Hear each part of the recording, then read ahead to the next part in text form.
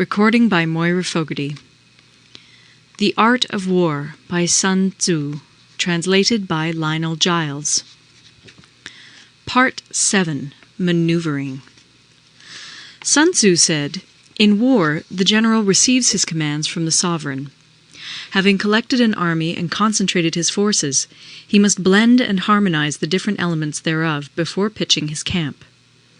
After that comes tactical maneuvering, than which there is nothing more difficult.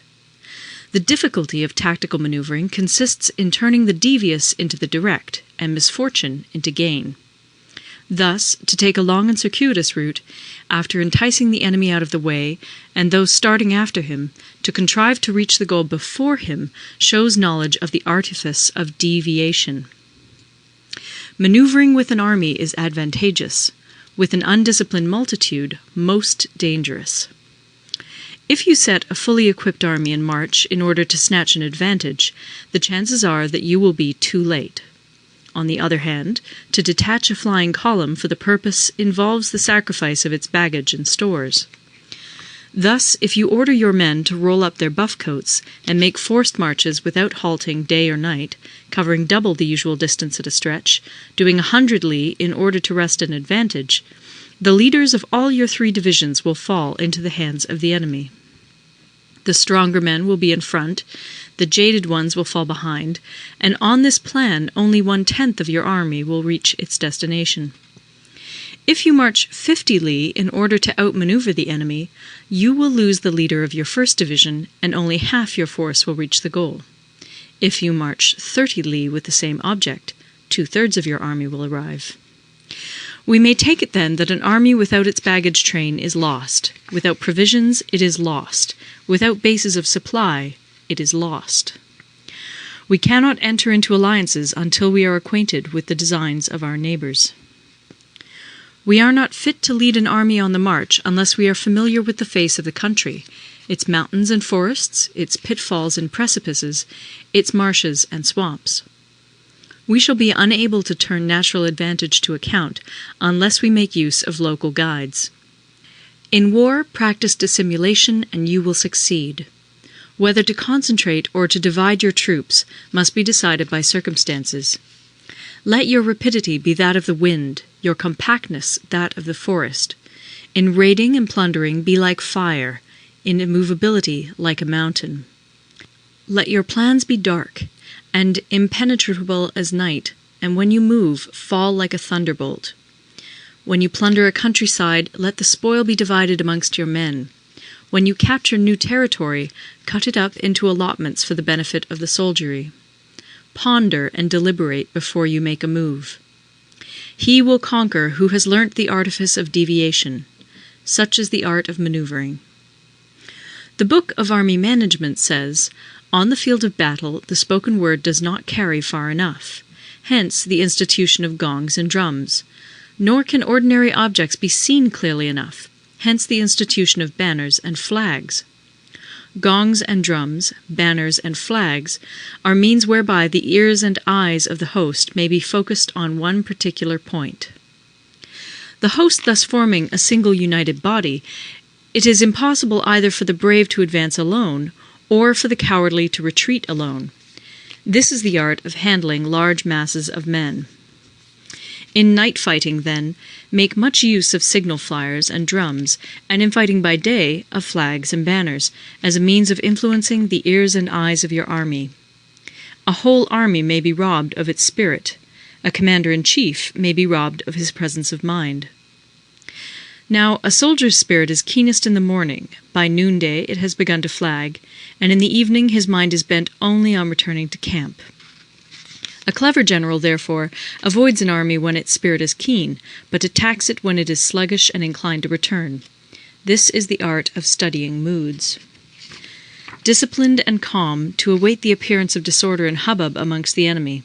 This is the art of retaining self-possession.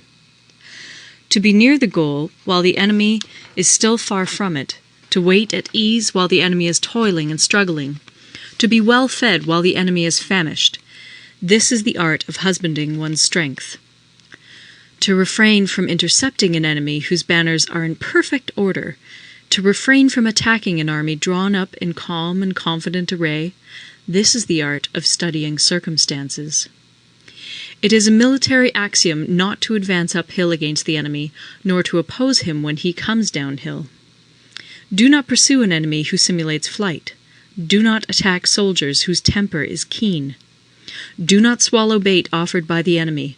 Do not interfere with an army that is returning home. When you surround an army, leave an outlet free. Do not press a desperate foe too hard. Such is the art of warfare. End of Part 7. Part 8. Variation in Tactics. Sun Tzu said, "In war, the general receives his commands from the sovereign, collects his army, and concentrates his forces. When in difficult country, do not encamp. In country where highroads intersect, join hands with your allies.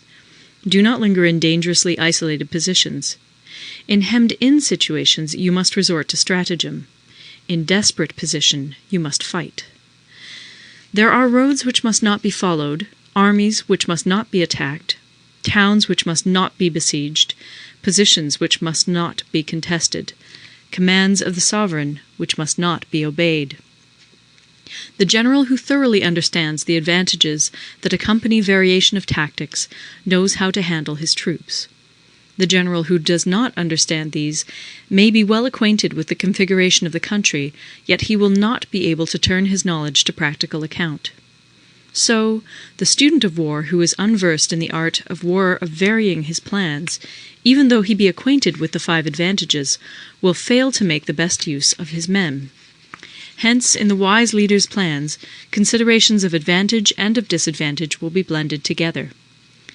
If our expectation of advantage be tempered in this way, we may succeed in accomplishing the essential part of our schemes.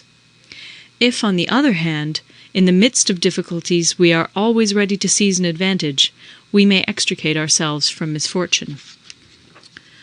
Reduce the hostile chiefs by inflicting damage on them, and make trouble for them, and keep them constantly engaged.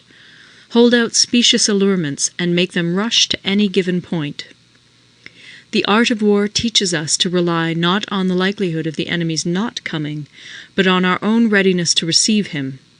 Not on the chance of his not attacking, but rather on the fact that we have made our position unassailable.